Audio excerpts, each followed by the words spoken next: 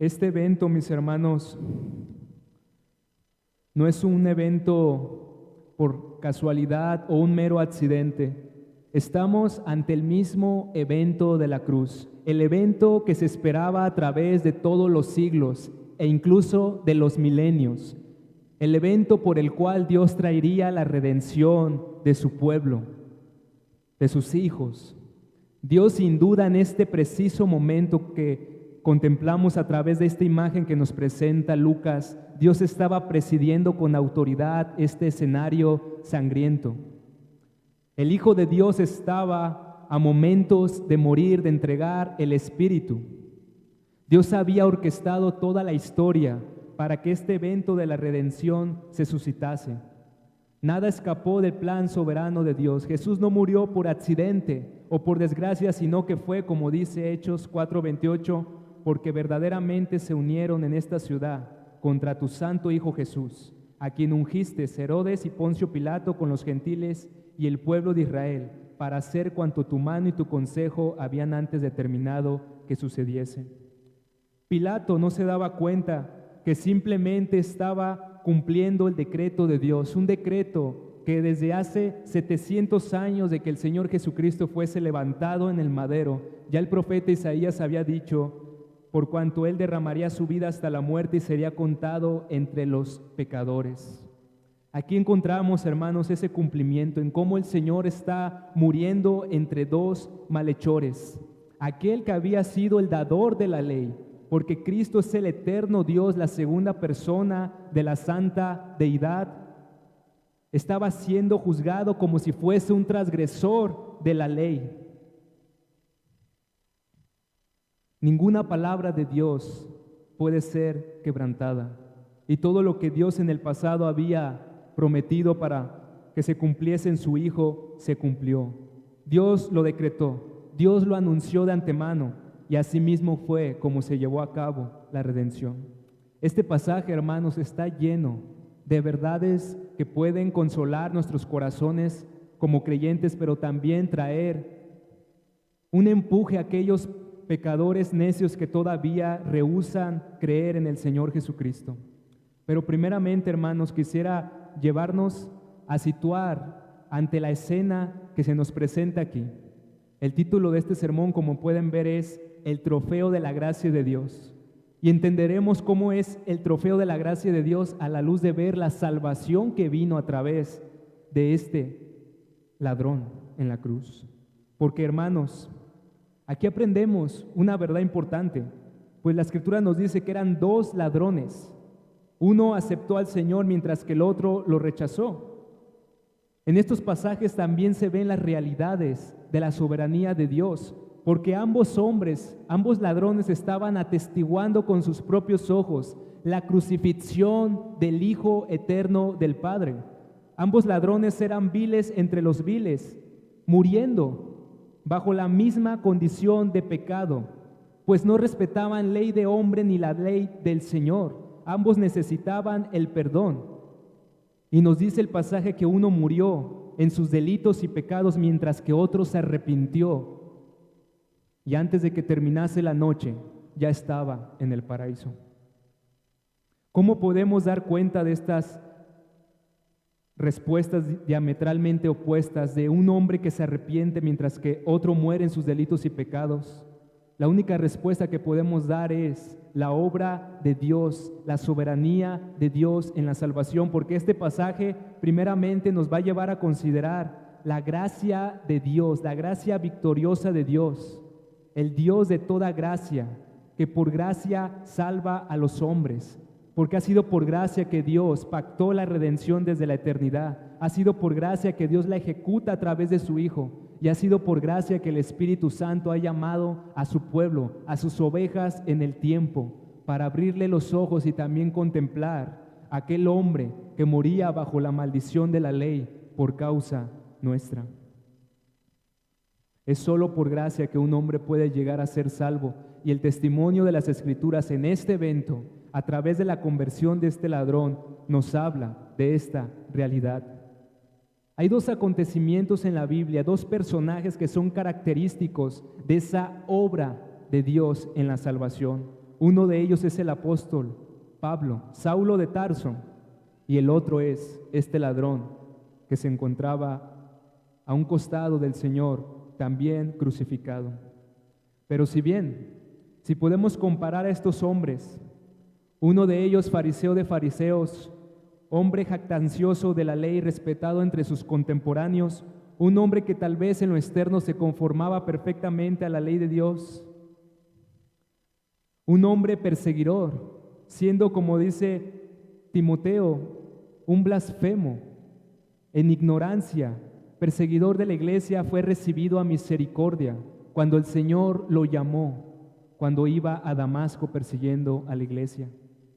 Si bien el apóstol Pablo es un prototipo de cómo Dios salva a pesar de la condición en la cual se puede encontrar un hombre, y un hombre que pueda jactarse de su religiosidad o de su moralidad, pues la salvación no consiste por las obras de la ley, pues el apóstol Pablo mismo dice que por las obras de la ley ningún ser humano será justificado delante de Dios.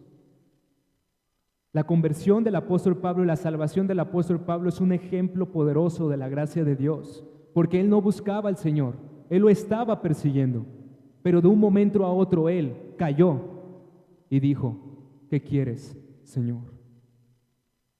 Pero el ejemplo del ladrón, por otro lado, hermanos, es un ejemplo más radical de la salvación de Dios. Porque si bien Pablo humanamente podría haber vivido una vida moral antes de su conversión y posteriormente ser el apóstol a los gentiles, el apóstol al que ningún hombre, ningún cristiano en toda la historia pudo igualar en su obediencia y su devoción a Cristo, la realidad presente aquí de este ladrón es que él, antes de haber venido a la fe, vivió completamente en sus delitos y pecados y no tuvo la oportunidad de poder vivir una vida de devoción, pues estaba a minutos de morir.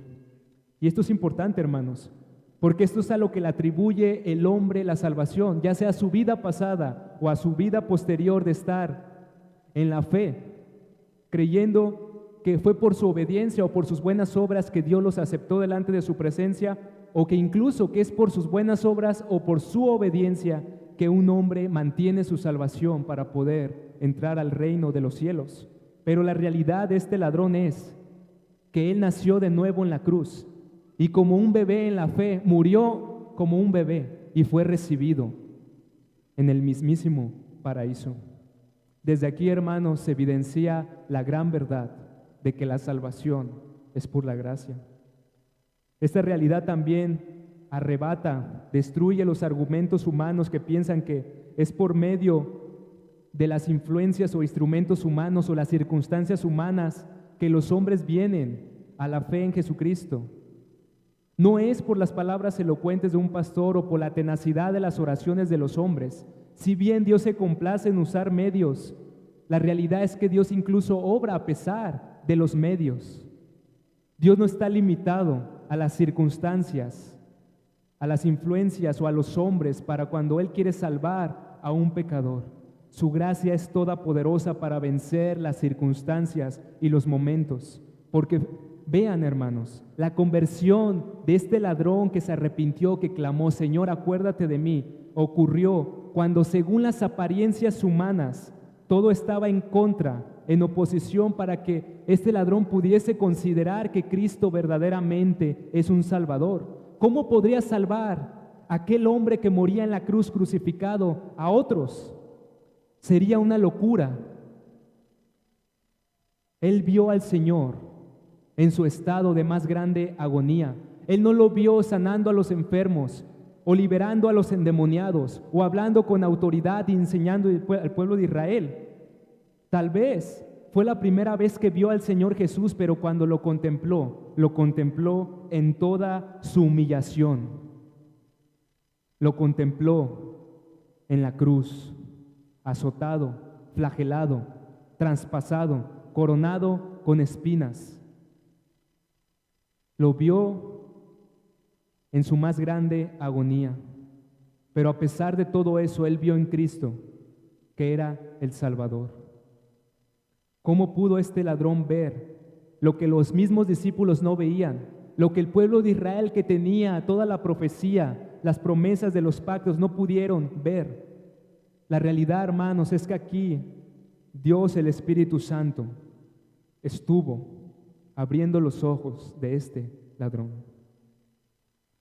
Porque, hermanos, todavía no había llegado la hora de las tinieblas.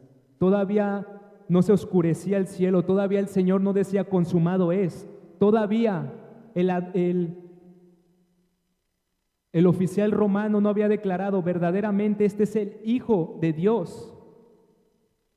Pero este ladrón, antes de que todos estos acontecimientos sobrenaturales e incluso que la tierra temblase, que se oscureciese el cielo y que los hombres algunos declarasen que verdaderamente era el Hijo de Dios, este hombre pudo confesar su fe en el Señor a pesar de las circunstancias. Vamos a considerar, hermanos, la petición del ladrón y la respuesta del Señor. Y vamos a ver primeramente a este ladrón como un prototipo, como un ejemplo de conversión. Ver al ladrón en la cruz es ver un ejemplo de cómo un hombre pasa de la muerte espiritual, del estado de la ruina, a la vida espiritual. Es importante, hermanos, mencionar que este ladrón estaba en los mismos términos que el otro ladrón que estaba al otro extremo de nuestro Señor. Pues él estaba igual en la misma circunstancia y con una ceguera espiritual antes de poder confesar fe en el Señor, antes de poder peticionar fe al Señor. Vayan por favor a Mateo capítulo 27.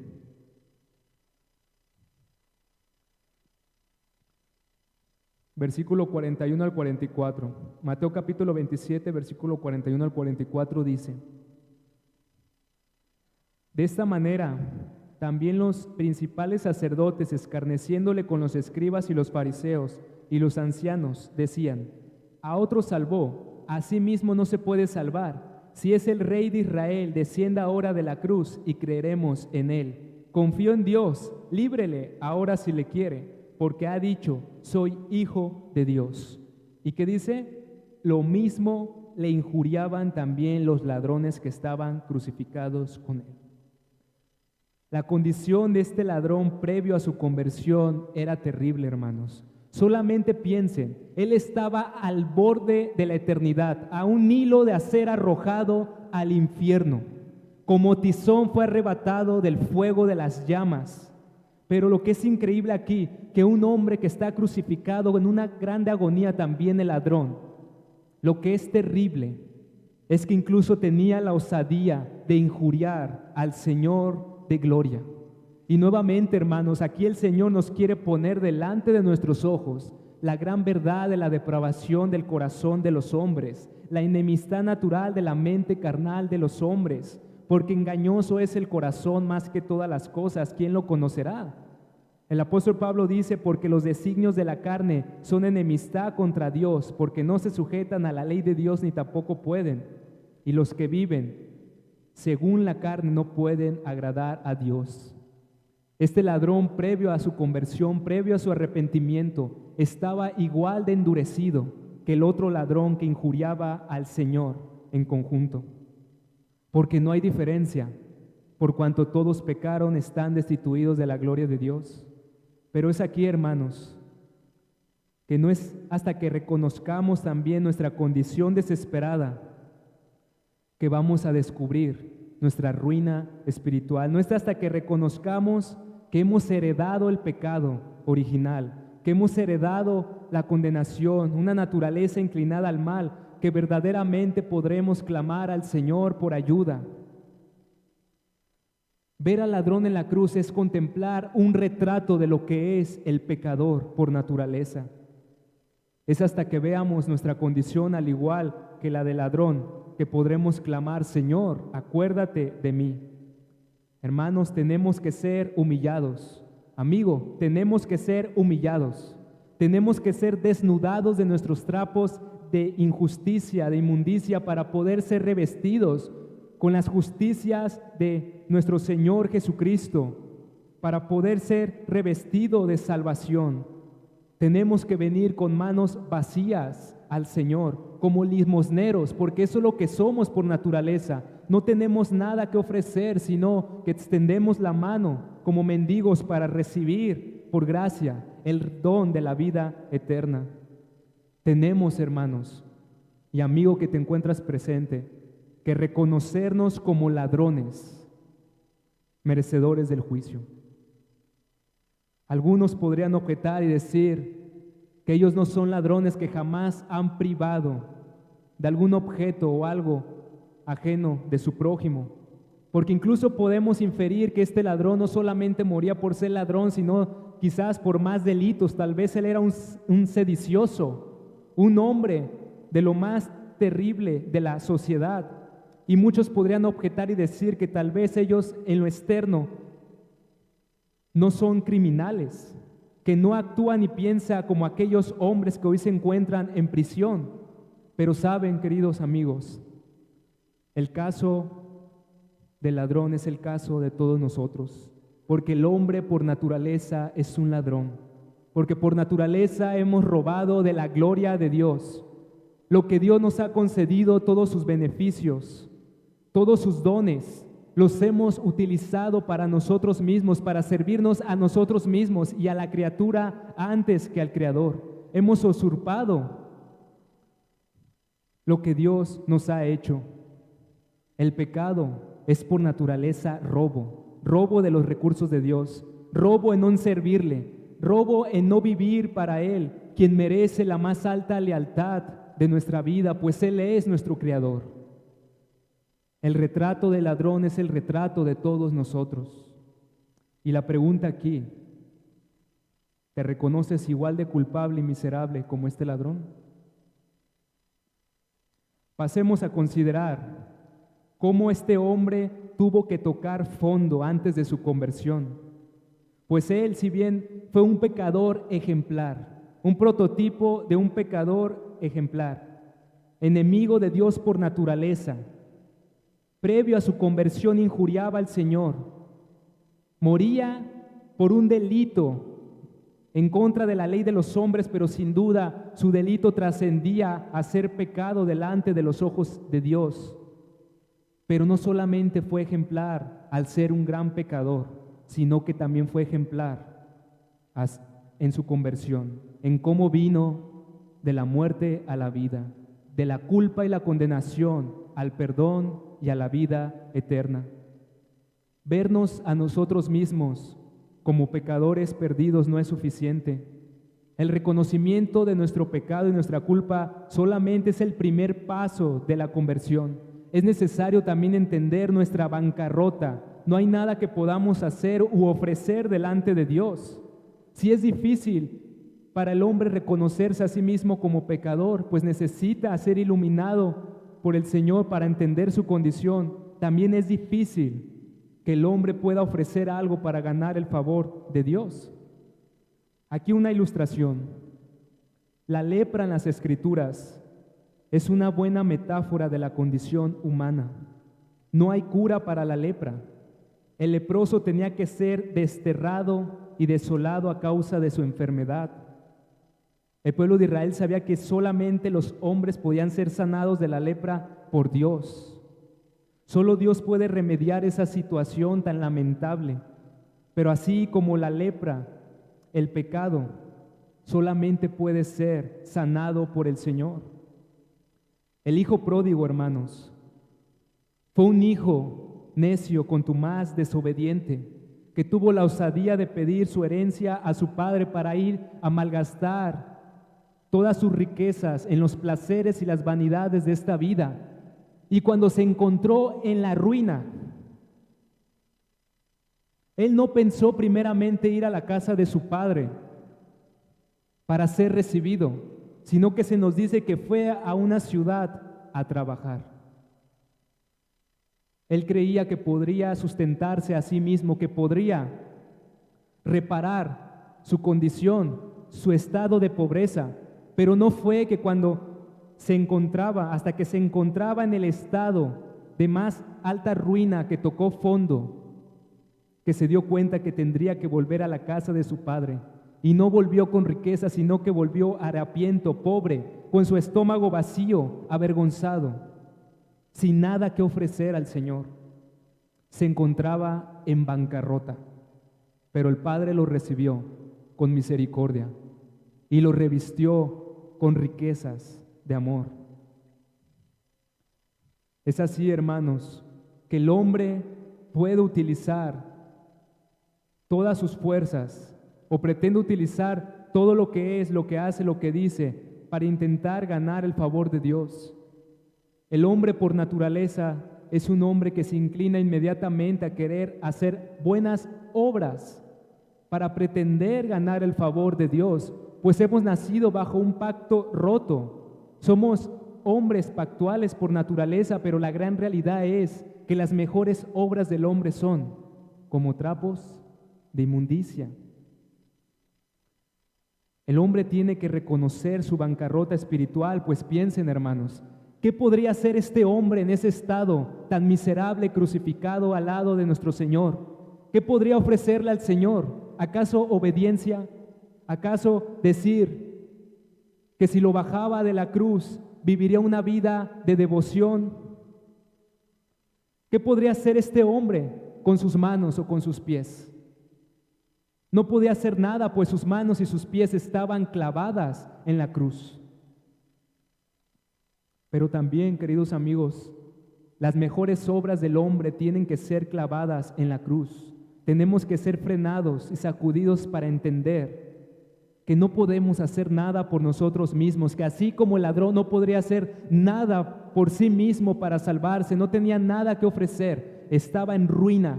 De la misma manera todo hombre se encuentra en la ruina. Sin embargo, el pecador alcanzó misericordia, porque Cristo vino al mundo a buscar y a salvar lo que se había perdido. Veamos ahora, hermanos, cómo viene el significado del arrepentimiento y la fe a través de ver a este ladrón. Pues el arrepentimiento, hermanos, es un cambio de parecer acerca del pecado, una tristeza a causa del pecado, un odio al pecado, pero el arrepentimiento verdadero es el reconocimiento de nuestra condición perdida y reconocernos delante de Dios como culpables del juicio. Es tener una conciencia de que el juicio de Dios está sobre nosotros. Pues miren lo que dice el pasaje, vuelvan nuevamente a Lucas capítulo 23. Vean lo que dice el versículo 40 de Lucas capítulo 23.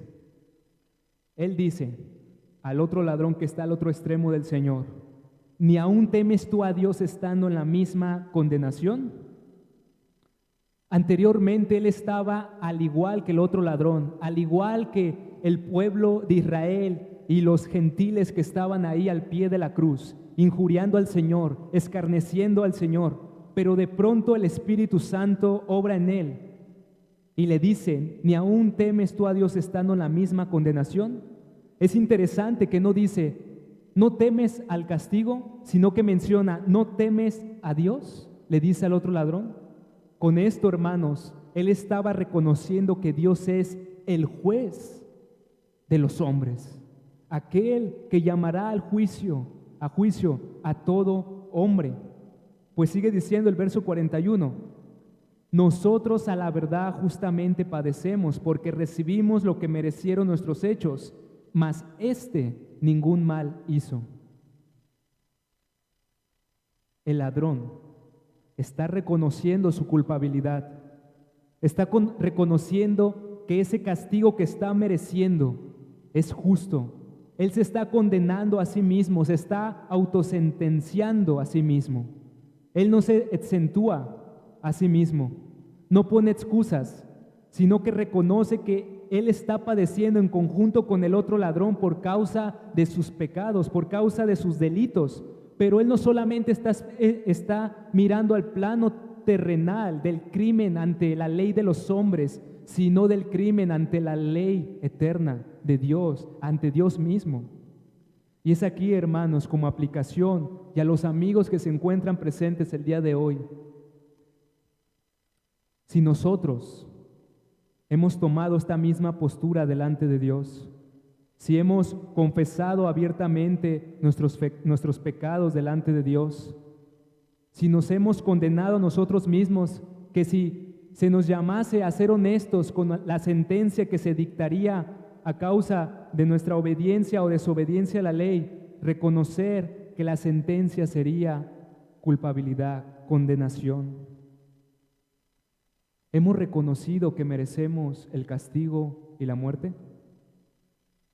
Cristo vino al mundo para salvar a los pecadores. Él no vino por los justos, sino por los injustos. Él no vino por los sanos, sino por los enfermos. Él vino por aquellos que reconocen y aceptan su condición, que reconocen que son pecadores, que no pueden hacer nada por sí mismos, pero que también reconocen que si Dios los llamase a su presencia, la sentencia sería condenatoria.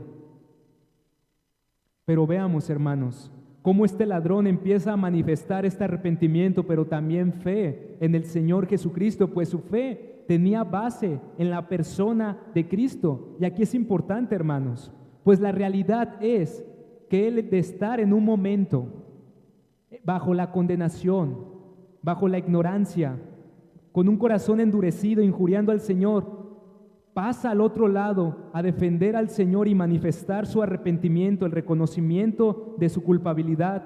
La realidad es que él empieza a manifestar fe en el Señor. Y esta verdad, hermanos, está contenida aquí porque la realidad de la soberanía de Dios jamás anula la responsabilidad del hombre de creer en el Señor. Dios ha predestinado el fin, pero también ha predestinado el medio.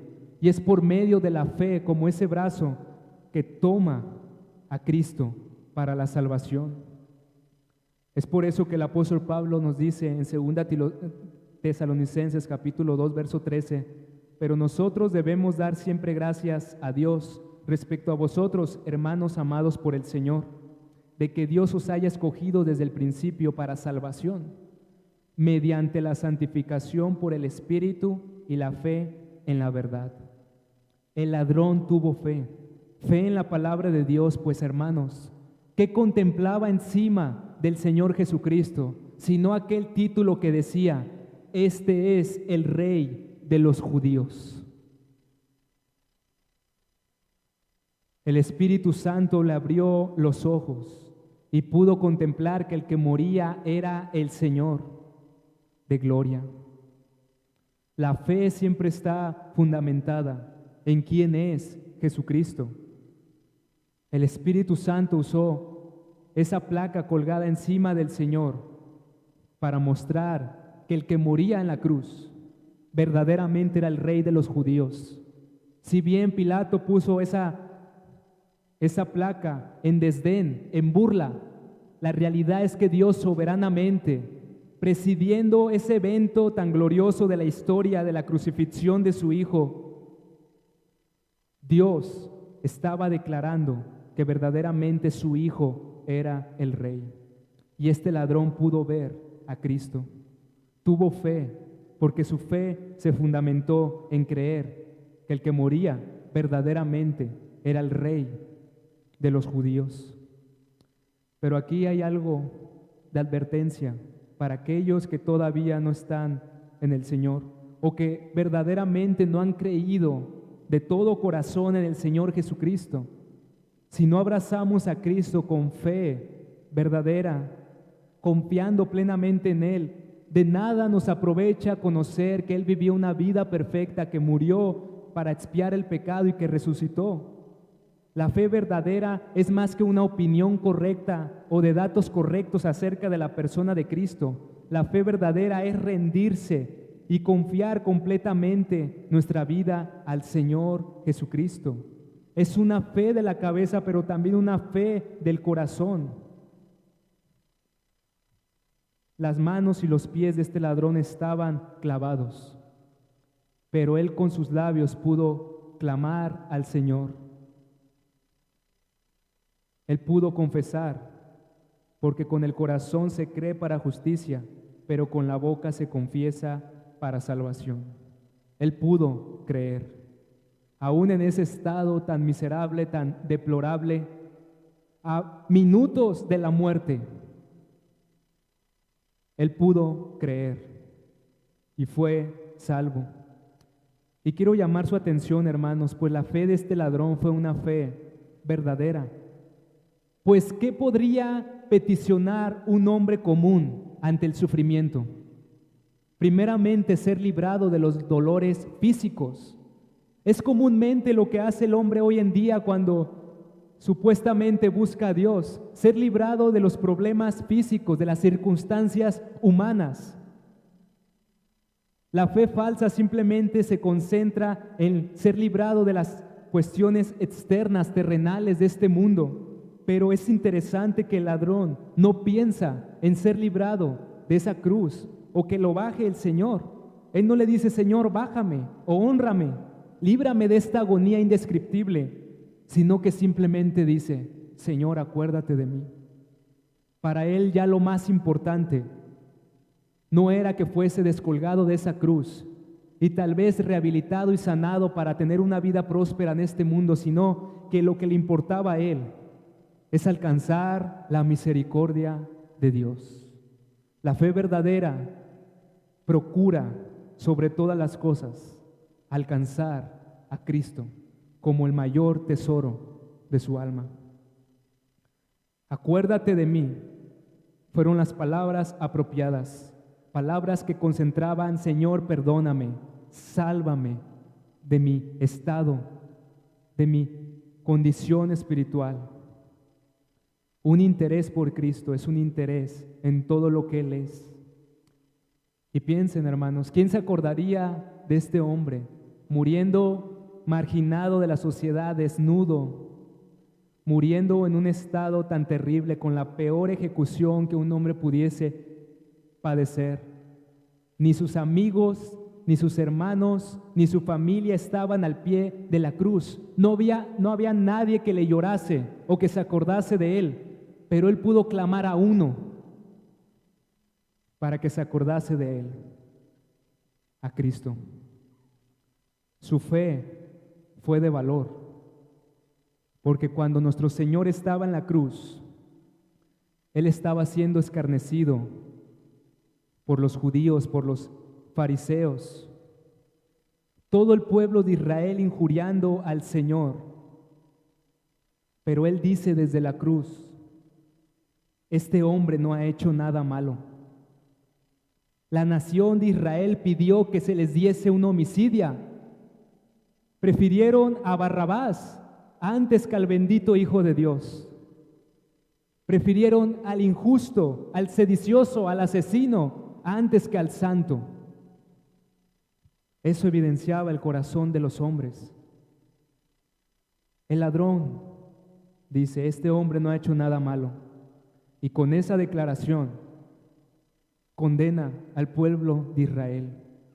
Y hermanos, esta fue una declaración pública. Él estaba ante la multitud que estaba al pie de la cruz y él confiesa la inocencia de Cristo. Y esto nos habla, mis hermanos, también en aplicación particular de cómo estamos confesando al Señor Jesucristo en las circunstancias de nuestra vida, en las distintas áreas y esferas de vida que el Señor nos ha puesto delante. Cualquiera que sea la circunstancia, si el ladrón en la cruz, en un estado tan deplorable y ruin, pudo confesar al Señor, ¿cuánto más podemos hacerlo nosotros que hemos recibido tanto bien de parte de Dios? Esto nos exhorta, hermanos, a publicar que nuestro Rey murió en la cruz para la salvación de los hombres. Pasemos ahora, hermanos, a ver un caso de iluminación espiritual. Este pasaje tiene mucha profundidad teológica también, pero quisiera, hermanos, llamar su atención a 7 verdades que este ladrón, a través de su declaración, nos da a conocer que el Espíritu Santo se las reveló. Vean conmigo, la primera que vamos a ver. Él dice, ¿no temes a Dios? Con esta declaración, él estaba poniendo delante la realidad de la vida eterna, de que los pecados de los hombres serán retribuidos por el Dios justo. Él reprendió a su compañero: ¿no temes a Dios? Declarando así que Dios será el juez de los vivos y de los muertos. Dios juzgará los secretos de los hombres. Esta fue una realidad que él tenía en mente en ese estado cuando se encontraba crucificado al lado de nuestro Señor. Pero lo segundo también que él pudo entender es que reconoció su pecado. ¿Ni aún temes tú a Dios estando en la misma condenación? Nosotros a la verdad justamente padecemos, porque recibimos lo que merecieron nuestros hechos, mas éste ningún mal hizo. Él se reconoció como transgresor de la ley. Vio que lo que padecía lo merecía justamente, pero que si moría en esa condición, no solamente sería merecedor de una crucifixión física, sino del juicio eterno. Pero su compañero, el otro ladrón, ni lo creyó ni lo confesó. Lo tercero que vemos es que este ladrón testificó de la perfección y de la inocencia del Señor Jesús, cuando dice: este ningún mal hizo. Ya el Señor, a través de la narrativa de la pasión del Señor Jesucristo, Judas Iscariote, el traicionero, había dicho: he traicionado a sangre inocente. Poncio Pilato les había dicho a la multitud: no encuentro falla en él. La esposa de Pilato le dijo: libérate de este hombre justo. E incluso, hermanos, antes de que muriese nuestro Señor, por boca de este ladrón, el Señor quiso dejarnos plasmado en su palabra para que por los siglos futuros se evidenciase que el que moría era inocente, su Hijo, pero moría en lugar de los pecadores. En cuarto lugar, no solamente reconoció la humanidad perfecta del Señor Jesús, sino que también confesó su deidad, porque le está diciendo: Curios, Señor, acuérdate de mí. Otros, escarneciéndole, le decían: si eres el Hijo de Dios, bájate de la cruz. Pero él le dice: Señor, acuérdate de mí. Si él está clamando a Cristo es porque entendía que Cristo lo podía salvar de sus delitos y pecados, de la condenación. Lo quinto que podemos ver aquí es que él reconoció que Cristo es Salvador, pues previamente a este diálogo que tuvo el ladrón con el Señor, ya Cristo había orado por aquellos que lo estaban crucificando, cuando elevó aquella oración bendita: Padre, perdónalos porque no saben lo que hacen. Esa declaración también fue un sermón para el ladrón. Es por eso que clamó: Señor, acuérdate de mí. Su gemido fue de salvación. Él creía que Cristo lo podía salvar.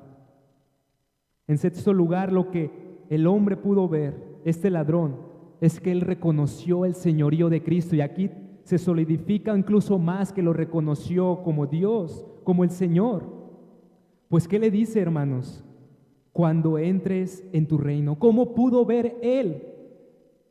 Aquel hombre flagelado, golpeado, desfigurado, coronado con espinas, traspasado con clavos. ¿Cómo pudo ver que él era el rey? Cuando entres en tu reino. El Espíritu Santo le abrió los ojos y pudo ver que aquel que moría en la más grande humillación, bajo la más grande oscuridad, era el Rey de la gloria, el resplandor de la gloria del Padre. Finalmente, en séptimo lugar, lo que podemos ver que él conoció de verdad por el Espíritu Santo que le abrió los ojos, es que él reconoció que Cristo vendría por segunda vez, pues le dice: cuando vengas. Él estaba mirando más allá, aquel momento futuro, en donde este rey volvería para traer espada y juicio, para retribuir el pecado de los hombres y salvar a los que lo esperan. Pero hermanos, a la luz de estas verdades, ¿quién le pudo enseñar a él todas estas verdades? Tal vez jamás había visto al Señor, tal vez jamás había escuchado un sermón del Señor Jesucristo, pero en la cruz, cuando estaba a su lado, pudo contemplar el mismo evento de la redención, llevándose a cabo ante sus propios ojos. Y hermanos, lo que vamos a ver a continuación para perfilarnos al final, ya vamos al final, pero es ver el corazón de Cristo en cómo responde a este ladrón. De cierto te digo que hoy estarás conmigo en el paraíso. Esa fue su respuesta. ¿Qué pudiese decirle el Señor? Tú mismo te has forjado este destino miserable. Tú mereces la condenación. Me tendrías que haber buscado antes. Dejaste hasta el último momento tu arrepentimiento y tu fe.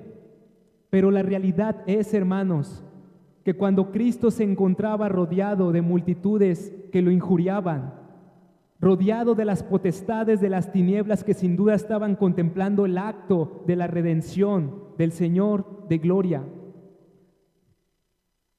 Solamente piensen, hermanos, Cristo se encontraba en el momento de agonía indescriptible, cuando todo el peso del pecado, de la ira de Dios y de la maldición estaba sobre sus hombros.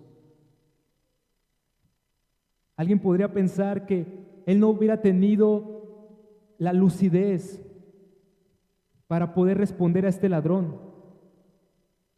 A él no le importaban las injurias de aquellos hombres impíos que le gritaban blasfemias, pero la oración de este ladrón sí le cautivó, al punto que le respondió desde la cruz. El Señor cargando el peso de nuestros pecados, el mazo del justo Padre sobre sus hombros, sobre su cabeza. Pero ese no fue, incluso en ese momento de grande agonía, de sufrimiento tan indescriptible, no fue obstáculo para que este ladrón clamase y para que Cristo en ese estado pudiese darle salvación.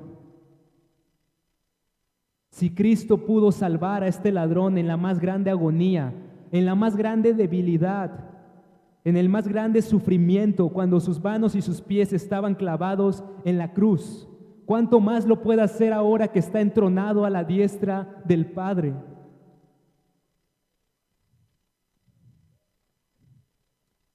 Querido amigo, no hay ningún mal momento para venir a Cristo. Ven a Cristo hoy, arrepiéntete de tus pecados y cree en este bendito Salvador. Este ladrón no estaba fuera del alcance de la gracia de Dios. El Hijo del Hombre no vino para ser servido, sino para servir. ¿Y para qué? Para dar su vida en rescate por muchos. El pecado de los hombres, la culpa de los hombres no pueden poner fronteras o límites a la gracia de Dios. Si son tan altos los pecados de los hombres como los montes, el amor de Dios puede rebasarlo todo, pues este ladrón fue un testimonio de esa gracia tan sobrenatural, tan poderosa para salvar al más grande de los pecadores. Pero amigo, aquí debemos frenar un poco y decir, hay hombres que si bien reconocen que todo esto es verdad y que son culpables, pero postergan su arrepentimiento y fe, postergan venir a Cristo el día de hoy, pensando que tendrán tiempo después o incluso en el lecho de su muerte, e incluso pueden apelar a este ladrón que él fue salvado incluso minutos antes de morir. Pero no nos engañemos, eran dos ladrones los que morían, en las mismas condiciones, en la misma categoría. Uno fue salvo mientras que el otro se perdió. Como diría uno de los puritanos, hay un solo caso en la Biblia para que nadie pierda la esperanza, pero solo uno para que nadie se confíe. Ven al Señor hoy. Y hermanos, aquí vemos el corazón de nuestro Señor. Vino a salvar a los pecadores. Y qué gloria tan majestuosa habrá sido que llegó al paraíso con su primer trofeo de la gracia, con su primer trofeo para ponerlo en el paraíso como un trofeo de la gracia. Aquí también contemplamos, hermanos, el destino de los hombres después de la muerte, pues toda la petición del ladrón fue respondida absolutamente. Y la gracia de Dios sobrepasa incluso las expectativas de este hombre, pues Él le dice: acuérdate de mí cuando vengas en tu reino. Y el Señor responde de una manera tan afirmativa, tan imperativa: de cierto te digo que hoy estarás conmigo en el paraíso. El ladrón simplemente pidió que el Señor se acordara de él en su reino, pero Cristo le asegura que incluso antes de que pasase esa noche, Él ya estaría con él en el paraíso. Dios siempre sobrepasa las expectativas de los hombres. Es por eso que el mártir Esteban pudo decir: Señor Jesús, recibe mi espíritu. Porque saben, hermanos, este evento también nos habla que el estado entre la muerte y la resurrección final que vendrá en aquel día, cuando Cristo venga por segunda vez, ese estado intermedio, como podemos decirlo, para los que mueren en Cristo, es un estado bendito, porque van a la presencia del Señor.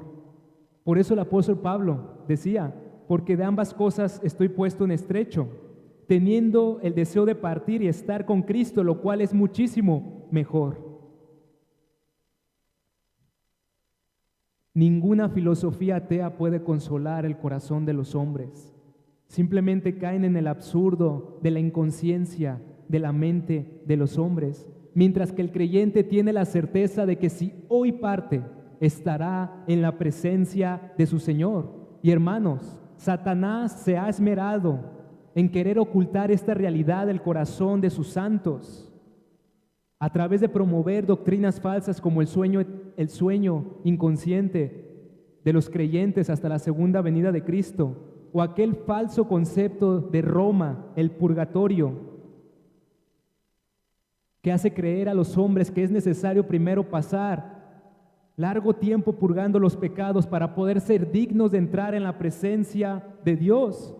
Pero cuando Cristo le dice a este ladrón, a este hombre que ni respetaba la ley de Dios ni la ley de los hombres, un hombre de lo más pecador y miserable, pero que alcanzó la gracia, Él le dice: hoy estarás conmigo en el paraíso, para participar de la herencia de los santos en luz, porque con una sola ofrenda hizo perfectos para siempre a los santificados. ¿Esto qué nos apunta, hermanos? Que Cristo, por medio de su muerte, por medio de su resurrección, todo lo que Él hizo para ganar la redención fue suficiente y eficaz para lograr el propósito de redimir a su pueblo. Finalmente, hermanos, en esta verdad tan hermosa y tan gloriosa, de cierto te digo que hoy estarás conmigo en el paraíso, vemos cómo el Señor anhela la comunión de su pueblo. La cúspide de toda la historia de la redención gira en torno a la comunión que hemos perdido por causa de nuestros pecados. Muchos dicen que hemos sido salvados para servir, y eso es verdad, pero en primer lugar Cristo vino al mundo para restablecer la comunión con Dios. Estar en su presencia, degustar de la contemplación de su gloria en el cielo de Dios. Pero el cielo no sería el cielo, incluso con sus calles de oro, con sus puertas de perla, con las huestes angelicales de gloria, o incluso con la presencia de los santos que ahorita están en la presencia de Dios. El cielo sin Cristo no sería el cielo, porque ¿a quién tengo en los cielos sino a ti? El cielo se hace el cielo cuando hay comunión entre Cristo y sus santos. Señor, acuérdate de mí ¿Cuál fue su respuesta del Señor? Si le haya dicho, hoy estarás en el paraíso ante los santos, con las huestes celestiales, eso hubiera consolado su corazón grandemente. Pero ¿cuánto no habrá sido el gozo que pudo experimentar este ladrón cuando le dice que estaría con él en el paraíso? La finalidad absoluta de nuestra esperanza por parte de Dios, el propósito final y cúspide de toda la historia de la redención, la expectativa suprema de Dios es tenernos con Él. El trino Dios nos quiere consigo mismo, que podamos glorificarle y al glorificarle en esa contemplación seamos completamente satisfechos.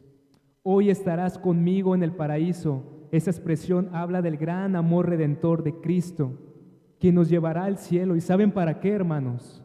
Con esto concluyo.